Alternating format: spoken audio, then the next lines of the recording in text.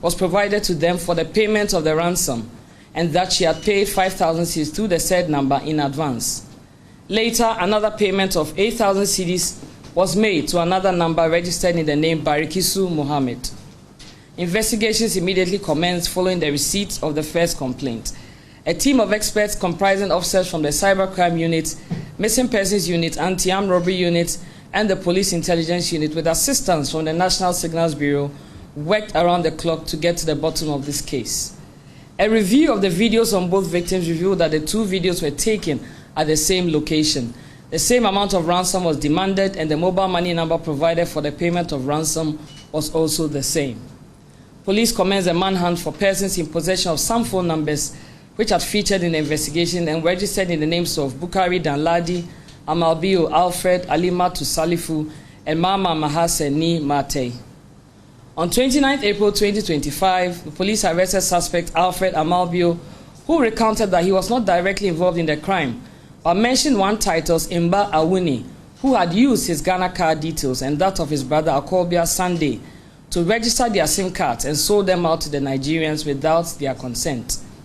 On 1st May 2025, the Upper East Regional Police Intelligence Department arrested 4 suspects, namely Christian Emeka, 27, Basil Okonkwo, 29, both Nigerians, Titus Imba Awuni, 25, and Amalbio Alfred, 21, both Ghanaians, at Bolgatanga, and escorted them to the CID headquarters for further investigation. On 2nd May 2025, personnel from Headquarters Police Intelligence Department arrested suspect Mama Mahase Nimate, 33, at Teshi. 3 suspects, namely Peter Okoye, age 31, Polinos Chidokwe, age 35, and Chinonso Okafo, age 35, were arrested in Port Harcourt, Onitsha, Nigeria, and the victims rescued from them. At this time, steps are being taken to receive the victims from the Nigeria Police Force.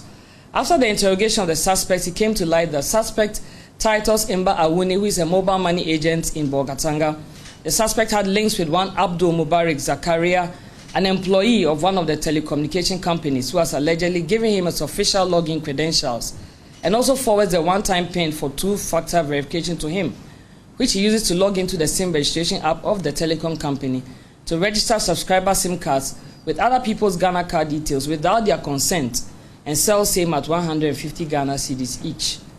Suspect Emeka Christian told police that in April 2025, he invited suspect Basil Okonkwo from Nigeria to Ghana to assist him to do business and gather money to perform his father's funeral. He added that one Peter Okoye called him and requested his mobile money number to receive some money.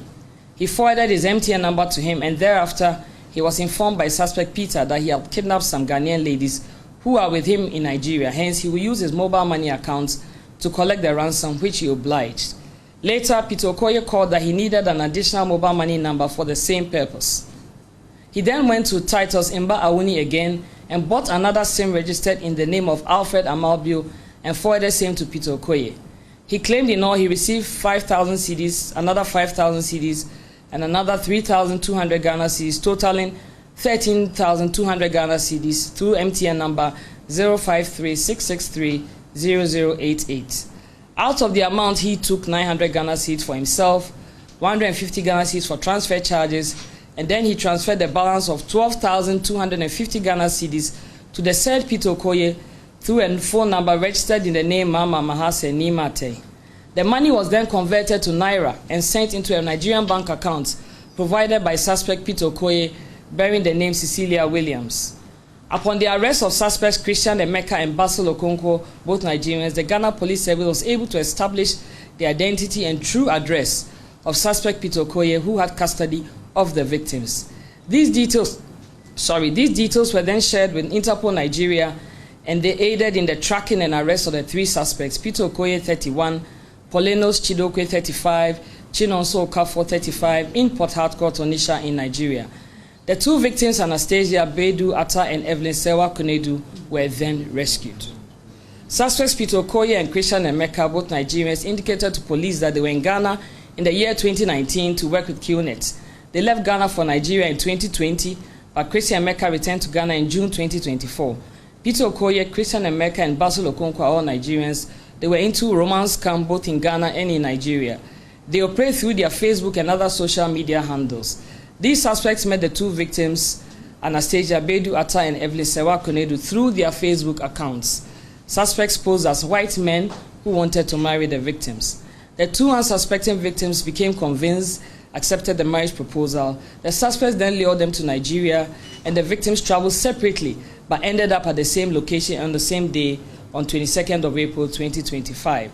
On reaching the location in Nigeria at Port Harcourt, Onitsha, Peter Okoye and his two accomplices kidnapped them. The three suspects stripped the two victims naked, tied them up, assaulted them with cutlasses, threatened to kill them with a knife, wrapped them in an orange bedsheet with their heads covered with black polythene, and threatened to hang them with a nylon rope. All these violent acts perpetrated against the victims were recorded on video, disseminated on social media, and also a copy was sent to the victims' families with a demand for ransom of 500,000 cedis from each of the victims' families. A total of 18,000 Ghana cedis was paid to various phone numbers from the families. As of today, both suspects and victims are with the Nigerian authorities, and efforts are being made to transport the victims to Ghana and also extradite the suspects to Ghana to assist investigations. At the moment, information received from our counterparts in Nigeria indicates that both victims are fine and they have received routine medical checks. Further updates will be communicated when the victims are received in Ghana and we are able to listen to them and hear their side of the story. At this juncture, on behalf of the Inspector General of Police, Mr. Christian Tete Younu, and the entire police administration, I wish to use this opportunity to commend all our officers who worked on this case. I would also like to thank the Nigeria Police Force and the National Signals Bureau of Ghana for their invaluable support. The success achieved in this case underscores the critical need for enhanced interagency cooperation as well as cross-border cooperation, because in all of this, we win when we work together. While we celebrate our success stories, it is also a good time to call on all of us to exercise extreme caution when we are online so as not to fall victim to fraudsters who take undue advantage of unsuspecting persons. Do not believe everything you see, hear, or read online. As always, be on the lookout for scammers and fraudsters who seek every opportunity to prey on your innocence, ignorance, or failure to do due diligence. And finally, we wish to advise that you report any suspicious activity to the police for appropriate action. I will move on to the second case of kidnapping, which was a pirate attack on MV Mehin 1 and abduction and subsequent rescue of 3 Chinese crew members. On 28 March 2025, at about 0900 hours, the Marine Police Command in Tema received a complaint from a fishing company in Tema that on 27 March 2025, at about 1930 hours, their fishing vessel MV Mehin 1 was attacked off Yenyano waters by 5 sea pirates on board a wooden boat, with 3 of them armed with AK-47 assault rifles amidst firing of gunshots. That the pirates, who used outboard motor-powered wooden canoes on taking their vessel and crew hostage, destroyed the communication systems and abducted 3 Chinese crew members. The complaint further indicated that the vessel had returned to berth at the Tema Fishing Harbour with 21 surviving crew. The Marine Police Unit of the Ghana Police Service, working together with our stakeholders, the Ghana Maritime Authority, the Ghana Ports and Harbours Authority, National Investigation Bureau, and the Ghana Navy, as well as the Fisheries Observer, commenced investigation into the incident. On 26 April 2025, at 1000 hours, police received information from a company representative that the Chinese embassy in Lagos called to inform her that the 3 kidnapped victims have been found in the Delta State of Nigeria and rescued to the Chinese embassy in Lagos. And on 27 April 2025 at 2030 hours, following arrangements engineered by this office, the 3 kidnapped victims who were rescued and released in Nigeria were received by the police, led by myself, together with other officials from the Ghana Immigration Service at the Kotoka International Airport. There was no sign of physical harm found on any of them, but they all appeared traumatized and requested to be allowed to seek medical attention. On 28 April 2025, between 12:20 and 12:30 hours, the 3 kidnapped and released victims were debriefed at the police headquarters in Accra. The Inspector General of Police engaged the victims and also wished them well.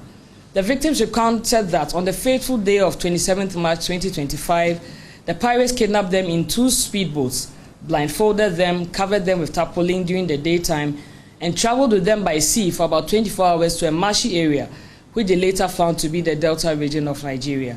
That the kidnappers, upon disembarking from the speedboats, brought motorcycles cycles to convey them for about 2 hours to a river bank, which they crossed with them on foot to a makeshift camp where they were kept and guarded at gunpoint until 25th April 2025, where they were abandoned for no apparent reason. According to the rescued victims, they roamed the area on foot and went to a village where they were assisted to make calls, which led to their eventual rescue to the Chinese embassy in Lagos.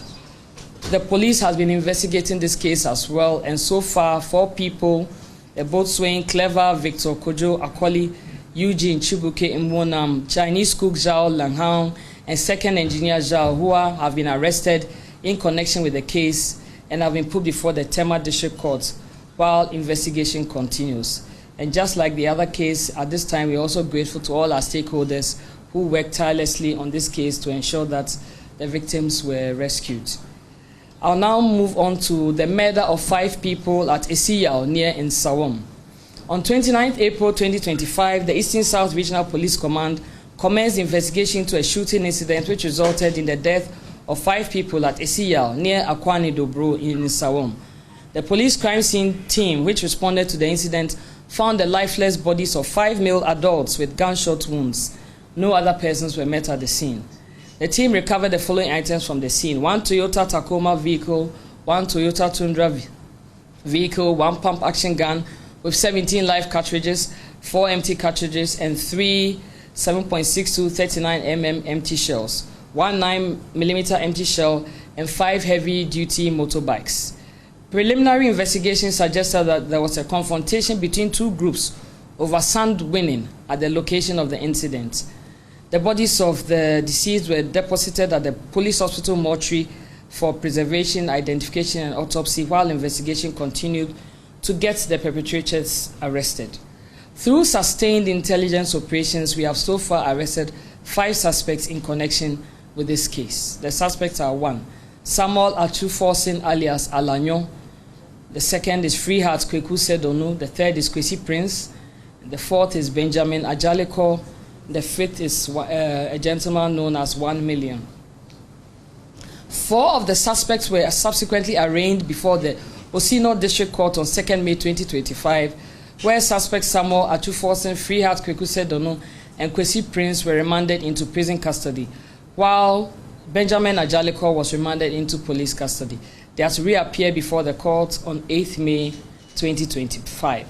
It will be recalled that on 30th April 2025, just a day coincidentally after the murder of the 5 people at Esiyao, the Western Central Regional Police Command arrested 3 people for unlawful possession of arms and ammunition at Boodie Wasa Ikropong in the Western region. And I must mention that this arrest was due to the diligence of the policemen who were on duty at that particular barrier.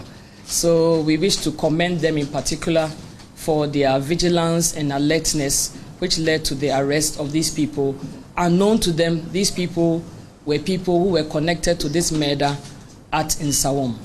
They had allegedly or ostensibly been at the scene of that crime, and they were moving away, and unknown to the police officers on duty at that barrier, through their diligence of stop and search, when they searched these people on board the vehicle, 3 suspects, Hakim Imoro Tahiru, and Nuruddin Wahab, were arrested on board a Grand Bed bus, registration number AS443122, which was en route to Wasa Ikropong. So when their bags were searched and conducted on suspect Hakim Imoro, it led to the retrieval of a submachine gun and 21 rounds of ammunition. Upon interrogation, suspect Hakim Imoro disclosed that the firearm was given to him by his boss called Forsen, who was in Accra. An interesting twist to this case is that investigation has so far established that the suspect Samuel Achuforsin alias Alanyo, who was arrested in connection with the murder at Esiyao, is the boss in Accra who was mentioned by the suspects in Boodie Wasa Ikropong. Investigation has further disclosed that all the 3 suspects, Hakim Imoro Tahiru, and Nuruddin Wahab, arrested in connection with the Boodie Wasa Ikropong case, were also involved in the Esiyao murder case and were ostensibly absconding, but were arrested thanks to the vigilance of the Western Central Police. Investigation is ongoing and will provide updates as and when available. Once again, I would like to commend all the officers who worked tirelessly to connect the dots and made this arrest possible. I'd like to especially commend once again the officers of Bawodie Wasa Ikropong for their vigilance and diligence which led to this arrest, which is a huge breakthrough in the murder at Isiyao. I'd like to take this opportunity to assure the good people of Ghana that the Ghana Police Service remains committed to ensuring that perpetrators of crime are pursued, arrested, and brought to justice. And a word of caution or warning to people who don't intend to obey laws and do the right thing. Wherever you are, whatever you do, wherever you commit a crime, once the Ghana Police Service is informed of that crime, will definitely hunt you down and get you arrested. So we advise that you should engage in doing lawful things and desist from committing crimes. At this time, I'd like to thank you for your attention, and then I'll take questions. Thank you very much.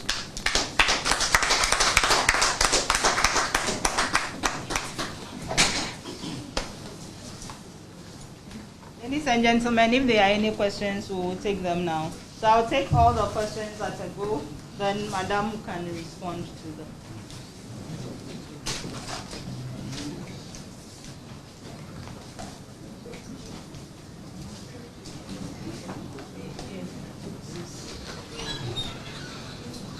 Any questions?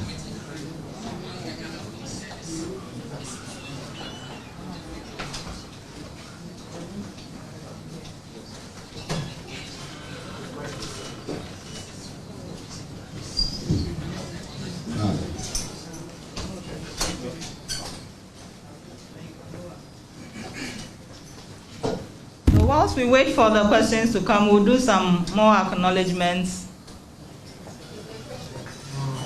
Thank you, Director Pat. Ladies and gentlemen, I want to introduce to you the Director of Homicide, and he is ACP Mr. William Sedwame. He is the Director Homicide. We also have with us Director Cyber Crime Unit, Superintendent Emmanuel Nana Jebi, who is a Pejahin of Efiduase. Nana, you are welcome. Then I want to introduce to you our man in charge of finance here at the CID headquarters, and he is Chief Superintendent of Police, Mr. Nicholas Osei. Sir, you are welcome. Thank you. Director.